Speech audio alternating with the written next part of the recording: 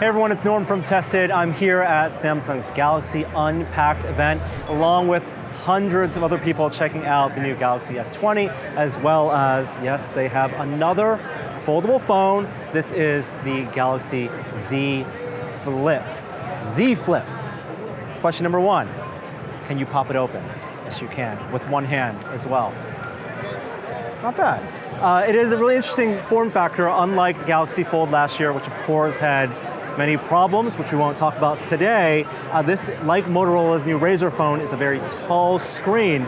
In fact, it's a 21.9 or 22 by 9 aspect ratio, essentially.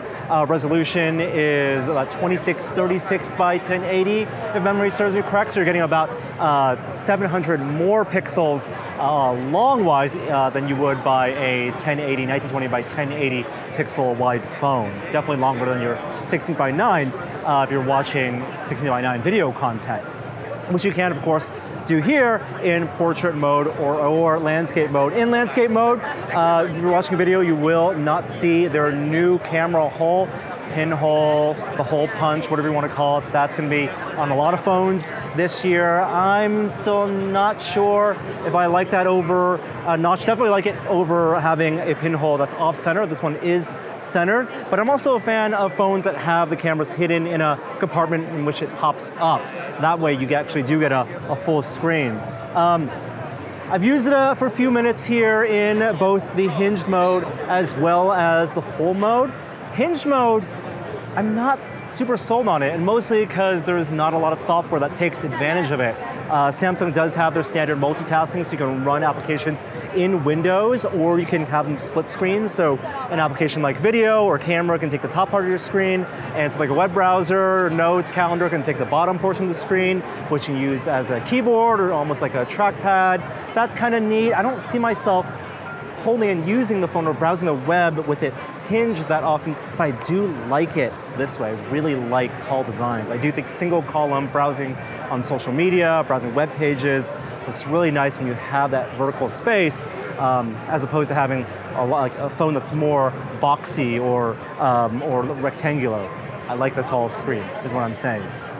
There's also, when you close the phone, it is a mirror finish. They have 3 different finishes already, lots of smudges, fingerprints. I think this one even already has a light scratch on it, so you're gonna wanna take care of it. But in addition to the camera here, you also have a tiny screen which displays information like time, notifications. But interestingly, you can also use it as a viewfinder for the front-facing camera, which technically I guess is the external camera, but it's front-facing when you have it closed. Isn't this aspect ratio, this 1.1-inch screen, so you're getting a crop view of what you take, but it's sufficient enough if you want to see, your eyes, what you're looking at, or kind of look around the world. And actually, that is a pretty nice screen.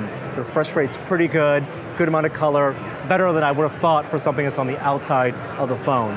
This is OLED on this phone here. Unlike the GS20, it's not the full 120 hertz, it's not the highest resolution. But one thing I did like is that the phone does feel pretty light. It's a 3300 milliamp battery split between top and bottom. It's using an octa-core processor. I think on this one it's 8 gigs of RAM, 256 gigs of storage, but they are charging a premium for this. It's gonna start at $1,380. The hinge, if you feel here, you can feel a little bit of a divot on that flexible screen. And if you shine it at the correct angle, you can see a little bit of that seam. They say they tested this up to 200,000 folds. So we'll have to take their word of that because I'm not going to do that here today. I do like that you can hold this at multiple positions. I think there are 3 basically main positions. Anywhere in this kind of top 30% radius, it stays pretty still, but once you get it far enough, then it pops open. And they do say there are basically not exactly like a gasket, but they have some almost tiny bristles in here to prevent dust from getting into their new mechanical hinge. If you notice on the side, there's almost like a plastic bumper here that prevents the screen from popping off, and also prevents dust from getting on the side here.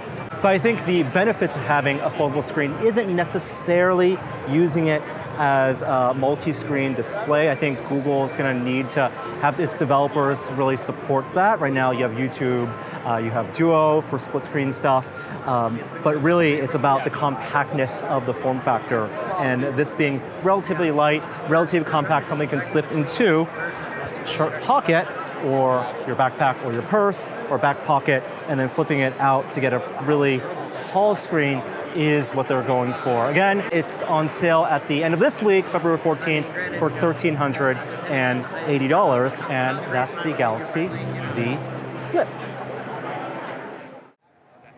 All right, before I let you go, of course, there's the GS20, GS11 to 19, the DAM. They're going from 10 to 20 for 2020.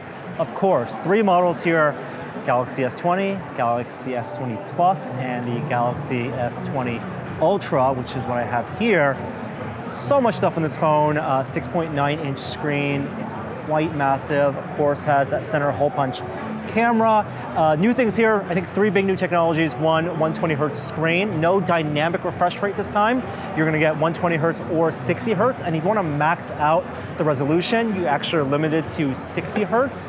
I think most people are actually gonna use it at the lowest resolution at a 120 hertz, because the smoothness, you get a benefit of that much more than you do of the higher resolution, unless you're using the 8K video, but we'll get to that. There's also 5G capability on all the phones across the line. That's new this year. But of course, you'd have to have 5G service where you live, and they don't even have that here. We're limited just to LTE, so can't test that.